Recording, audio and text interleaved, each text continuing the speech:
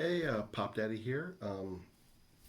As I said at the end of my first video, that I would have a review for Halloween, the new Halloween, and this is it.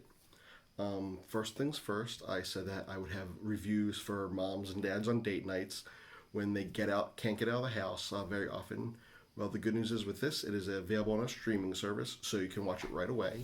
So that kind of takes away from the whole date night thing, unless you can't really watch um, movies when you're home. Then when you have date night at home, you can watch it there. Um, so first things first, for kids, this is totally not appropriate for kids, but none of the Halloweens are. And say hi, Tim. Hi, Tim. Um, and so, would I recommend this? Um, if you only get out of the house every few months and you're not going to go with the streaming service, I'd say skip it. If you're a hardcore Halloween fan, definitely catch it. This is a good chapter, good not great, in the Michael Myers legacy. Um, but if you can, even if you can catch it on the streaming service, I would say unless you're a big fan of horror movies in general, um, it's not a must see. You can wait for it. Um, that being said, my thoughts on the movie: I liked it, didn't love it, didn't hate it. This is kind of like middle of the road for me. There are, let's see, eight Rob Zombies remake. This one, 12, 12 Halloween films. This top five, maybe top five or top six for me.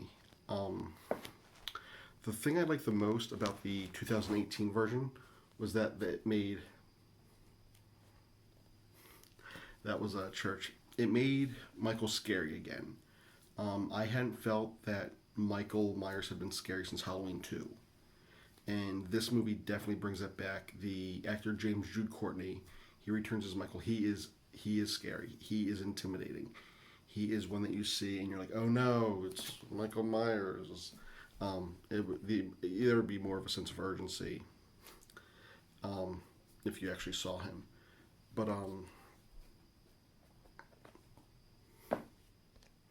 hey, church. Oh, uh, but it was it was okay. I was not entertained, which was the important part. One thing that this movie delves in with, seeing as it picks up straight where Halloween 2018 leaves off, is the same place that Halloween 2 1981 left off. Was this is right after the first movie, same night. So I feel that this movie delves deeper into the how the town reacts, how the townspeople react, knowing he's out there, knowing he's on the loose. Um, they form a mob mentality, which I think is a callback to in the first Halloween. Dr. Loomis said a line that was something like, "If you put out an all points bulletin, they'll see his face on every corner. Every call you'll get, everyone will see him." And so they try to keep it under wraps. This shows what happens when that gets out of control, when people are driven by fear. And there's the chanting of "Evil dies tonight," which you will hear so many times in this movie. It'll get burnt into your brain. Um, but that was a really interesting way of putting it. Um, so Halloween Kills 2021. Um, I'm actually going to go forward with this video, but it'll be very spoiler heavy.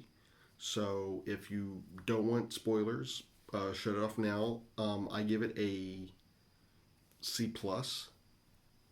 Um, Good, not great. Uh, only safe if you're a hardcore Halloween fan or if you like the scares. Um, and I'm going to give you a few seconds, then I want to get into spoiler territory. And thanks for watching.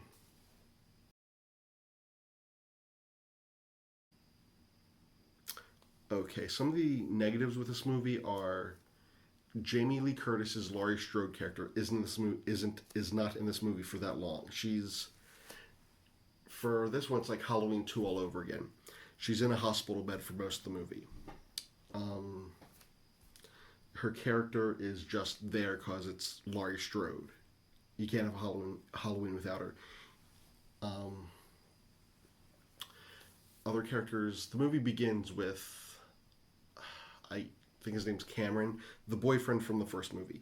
He finds Officer Hawkins, who was stabbed in the neck by the new Loomis, and he lives, which I'm really happy that he lives because I liked that character in the first movie. But he's in pretty much a hospital bed for the whole movie, also next to Laurie, telling him about the night the night of the first Halloween, where he could have killed Michael, but he acted and decided not to. And so, like, the movie switches back and forth at some points between Halloween night 1978 and Halloween night 2018, which is kind of interesting. Other characters, Tommy Doyle, I almost said Tommy Jarvis, different franchise. Lindsay Wallace, Marion Chambers, they all come back. And Nurse Marion is killed off, which this is like the second time she's been killed in this franchise, so no too big there. But I mean, still, it was nice seeing her for a little bit. Anthony Michael Hall is Tommy Doyle, who was played by Paul Rudd in Halloween 6. And he does a fantastic job. He's super badass. I liked his character. He interacts well with both Lindsay and Lonnie and Laurie. Sheriff Breck comes back. Pretty much everyone comes back that was still alive from the first movie. And but surprise, by the end they're all dead. And while this movie was good, I feel that seeing as they already had a third one announced for next year, this one was only made to be a stepping stone to that. So like I said, I give it a C+. Good, not great. Watch it if you want to. If you're a Halloween fan, or like, we got little Jude here. Oh. Hey, buddy. Here. Oh. Hey, Jude. Say hi to the people out there. I mean, if you're not a parent and you have time, give it a watch. You might like. If you like scary movies, definitely give it a watch. It's better than most of the other Halloween movies. Who knows, maybe after next year, after I get a few more subscribers, I will do my ranking of the Halloween movies. But so yeah, C+. Check it out or not. Not the most confident review, but not the best movie. Thanks and goodbye.